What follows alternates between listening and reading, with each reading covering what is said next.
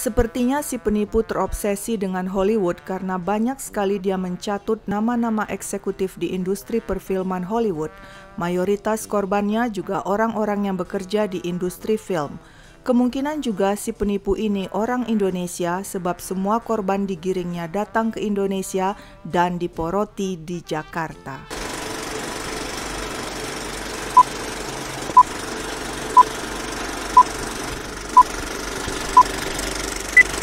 Hai guys, how are you doing? Kali ini aku mau cerita tentang penipuan aneh yang melibatkan Hollywood dan Indonesia. Semuanya diawali dengan pengakuan korban-korban berikut ini. Kenny, seorang trainer freelancer di Los Angeles, suatu hari mendapat telepon dari seorang wanita yang mengaku bernama Dee Bakish yang menawarkan job sebagai trainer untuk proyek TV show-nya di Indonesia. Tentu saja Kenny senang sebab Dee Bakish adalah istri dari CEO Viacom dan punya network luas di industri perfilman Hollywood. Dee meminta Kenny segera terbang ke Indonesia untuk bertemu produser TV show sekaligus mencari lokasi untuk tempat berlatih para aktor. Menurut Dee, dia akan menyusul ke Indonesia untuk mengadakan pertemuan dengan Kenny. Berhubungan pendanaan proyek TV show belum turun, Dee meminta Kenny untuk membayar biaya perjalanan terlebih dulu dengan uangnya sendiri. Dee meyakinkan semua biaya akan di-reimburse secara penuh.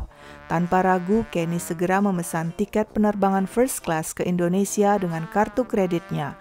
Sesampai di Bandara Soekarno-Hatta, dia dijemput seorang sopir yang membawanya ke sebuah hotel.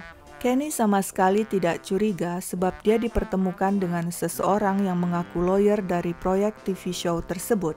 Dia juga bertemu dengan seseorang yang mengaku bagian keuangan dari proyek TV show itu. Kenny memberikan informasi rekening banknya dengan harapan dia segera bisa menerima reimbursement seluruh biaya yang telah dikeluarkannya dari kantong sendiri. Biaya tersebut lumayan besar karena mencapai $8.000 yang meliputi biaya tiket pesawat dan hotel yang dibayarnya langsung dengan kartu kredit dan biaya yang meliputi mobil, sopir, penerjemah dan izin kerja yang dibayarnya tunai lewat si sopir yang menemaninya selama berada di Jakarta. Kenny lalu melakukan pencarian lokasi latihan ke gym-gym dengan ditemani sopir. Setiap hari Dee Bakish selalu menelponnya, bahkan terkadang berbicara seperti menggodanya ke arah yang kurang pantas. Meski merasa tidak nyaman, Kenny berusaha profesional dan menanyakan kapan Dee akan tiba di Jakarta untuk mengadakan pertemuan dengannya. Tapi Dee selalu menunda pertemuan dengan berbagai alasan. Beberapa hari berlalu, Kenny gelisah karena Dee tidak muncul juga. Lewat telepon, Dee berusaha menenangkan Kenny dan memintanya untuk memperpanjang kunjungannya di Jakarta. Tapi Kenny menolak dan mengatakan akan segera pulang ke Amerika. Akibatnya, Dee marah dan mengancam akan menghancurkan reputasi Kenny. Setiba di Los Angeles, Kenny segera menghubungi asisten Dee Bakish yang menegaskan mereka tidak tahu menahu tentang proyek di Indonesia. Pada saat itulah Kenny sadar orang yang selama ini berbicara lewat telepon dan mengaku sebagai Dee Bakish adalah seorang penipu. Tidak ada proyek TV show di Indonesia dan uang Kenny hilang, tidak ada transfer reimbursement yang masuk ke rekeningnya sama sekali. Lain lagi kasus Brian Carpenter yang memiliki rumah produksi dan punya pengalaman di bidang international security. Suatu hari dia menerima telepon dari seorang produser film bernama Don Granger. Don bilang bahwa Brian akan ditelepon Deborah Snyder, seorang produser film terkenal. Meski curiga, Brian mengiyakan saja telepon itu. Kebetulan Brian memiliki seorang teman yang kenal dengan Deborah Snyder. Maka sewaktu Deborah menelpon Brian, temannya ikut mendengar dan dia segera bilang itu bukan suara Deborah Snyder. Brian tahu bahwa si penelpon adalah laki-laki yang berpura-pura bersuara wanita. Orang yang mengaku sebagai Deborah Snyder itu kemudian bilang dia membutuhkan tenaga Brian untuk sebuah proyek besar. Brian enggan berkomentar, sehingga si penelpon mengubah taktiknya. Katanya dia memerlukan personal bodyguard karena suaminya Zack Snyder sering mengancamnya. Saat itu juga dengan jengkel Brian bilang, kalau Anda merasa terancam, lebih baik lapor polisi. Dia lalu memutuskan hubungan telepon. Berikutnya pengalaman Josh Carnici, seorang fotografer di Los Angeles yang juga mendapat tawaran pekerjaan lewat telepon. Tapi kali ini dari seorang perempuan yang mengaku sebagai Christina Ong, pengusaha dan milioner Singapura. Christina Ong ingin menyewa jasa Joe Scarnici untuk memotret atlet-atlet Indonesia yang katanya akan disponsorinya pada Tokyo Olympic 2020. Joe Scarnici merasa tersanjung sebab seorang milioner menawarinya job. Menurut Christina Ong, Joe direkomendasi asisten Martha Stewart padanya karena pernah memotret Martha untuk sebuah peluncuran buku masak tahun 2016. Christina mengatakan dia akan membayar Joe sebesar $36.000. Joe Scarnici menerima job tersebut dan segera membeli tiket pesawat dengan uangnya sendiri dan berangkat ke Jakarta. Tapi dia tidak bertemu siapa-siapa di Jakarta kecuali seorang sopir yang menjemputnya di bandara. Seharian dia hanya disopiri keliling Jakarta untuk mencari gym yang akan dijadikan lokasi pemotretan. Karena tidak bisa berlama-lama di Jakarta tanpa hasil, Joe memutuskan balik ke Amerika. Joe menghabiskan $15.000 untuk biaya tiket pesawat, akomodasi, biaya sopir, dan makanan. Christina Ong berjanji mengganti semua pengeluaran, tapi sampai Joe kembali ke Amerika, tidak ada transfer uang masuk ke rekeningnya sama sekali. Saat Joe di Amerika, Christina Ong menelponnya lagi dan membujuknya untuk kembali ke Jakarta melakukan pemotretan. Tapi asisten Joe yang curiga mencoba googling dan menemukan di internet pengalaman Carly Rood, seorang fotografer dari New York yang juga terjebak penipuan penawaran kerja di Jakarta sehubungan dengan Beijing Winter Olympic 2022. Yang menawarinya job pemotretan adalah seseorang yang mengaku sebagai Wendy Murdoch, mantan istri Rupert Murdoch, konglomerat media di Amerika Serikat.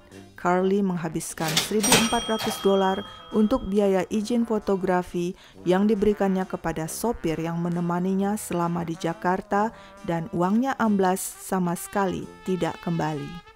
Penipuan ini juga menimpa 2 makeup artist dari London yang terbang ke Jakarta setelah menerima tawaran pekerjaan untuk merias para pemain film action China yang akan syuting di Indonesia. Kedua wanita itu memberikan uang tunai sebesar $1.200 kepada sopir yang mengurus kunjungan mereka di Jakarta. Setelah beberapa hari cuma disopiri keliling Jakarta untuk riset, mereka tidak juga bisa bertemu dengan produser film seperti yang dijanjikan dan akhirnya kembali ke London dengan tangan kosong dan uang hilang. Seorang makeup artis lainnya asal London, Anna Chikon, malah sampai 2 kali datang ke Jakarta dan menghabiskan uang $8.000 dari kantongnya sendiri tanpa ada pekerjaan dan pengembalian uang. Semua pengalaman korban penipuan yang baru saja kuceritakan tadi dimuat dalam artikel di Vanity Fair dan Marie Claire. Si penipu telah melakukan aksinya sejak tahun 2013 sampai sekarang dan diperkirakan telah menjebak lebih dari 100 korban untuk datang ke Indonesia dengan iming-iming pekerjaan di bidang perfilman. Si penipu selalu mengaku sebagai orang penting di industri perfilman, kebanyakan eksekutif wanita di industri perfilman Hollywood antara lain Deborah Snyder, produser film, Kathleen Kennedy, produser film dan Presiden Lucasfilm, Amy Pascal, produser film dan mantan chairman Sony Pictures, dan Victoria Alonso, produser untuk Marvel Studios. Selain itu, si penipu juga terkadang mengaku sebagai wanita milioner dari Amerika dan Singapura. Penipu yang dijuluki Con Queen of Hollywood ini menargetkan para pekerja di industri perfilman seperti penulis senario, fotografer, trainer, aktor, makeup artist, bodyguard, stuntman, sinematografi, bahkan social media influencer. Korban akan diminta datang ke Jakarta untuk sebuah proyek pembuatan film dengan memakai biaya sendiri yang nantinya dijanjikan akan dikembalikan. Setelah tiba di Jakarta, mereka akan dimintai biaya macam-macam seperti biaya supir dan transportasi, biaya guide dan penerjemah, serta biaya izin kerja. Semua uang diserahkan kepada sopir yang selalu menemani mereka dan diduga sopir inilah yang akan menyampaikan uang itu kepada si penipu yang tidak diketahui identitasnya. Diperkirakan si penipu ini adalah otak penggerak penipuan dengan dibantu beberapa orang di Jakarta seperti sopir dan orang-orang yang berperan sebagai asisten atau pegawai yang merupakan bagian dari proyek film. Dari setiap korban, si penipu bisa mendapatkan uang $3.000 sampai $150.000. Si penipu sangat fasih berbahasa Inggris, otoritatif, dan punya pengetahuan luas tentang perfilman sehingga banyak sekali orang yang tertipu. Diduga dia adalah laki-laki yang berusaha meniru suara wanita dengan aksen Amerika, terkadang juga Inggris. Si penipu sepertinya bekerja full-time untuk menipu orang, tidak mengenal jam dan hari. Dia bisa menelpon dan meneror korbannya pagi, siang, malam, weekend, bahkan pada hari-hari libur seperti Natal dan Tahun Baru. Tujuan si penipu sepertinya bukan uang, karena sebenarnya uang yang didapatnya dari setiap orang tidak terlalu besar. Dia melakukan penipuan lebih karena kepuasan pribadi. Yang anehnya lagi, biasanya seorang penipu jika sudah berhasil mengambil uang korban, dia akan meninggalkan korbannya itu. Tapi penipu yang satu ini, meski sudah mengambil uang korbannya, dia akan terus menelpon dan meneror korbannya sampai jangka waktu lama. Sampai sekarang tidak ada yang mengetahui identitas si penipu ini. Sejak bulan Juli 2019, FBI secara resmi telah membuka investigasi terhadap si penipu atau scammer ini. Lewat situs resminya, FBI mengimbau agar korban-korban yang datang ke Jakarta karena tawaran fiktif pekerjaan di bidang perfilman segera melapor kepada FBI. Sekian dulu ceritaku hari ini guys. Jangan lupa subscribe, like, share, dan komen. Sampai jumpa di cerita lain.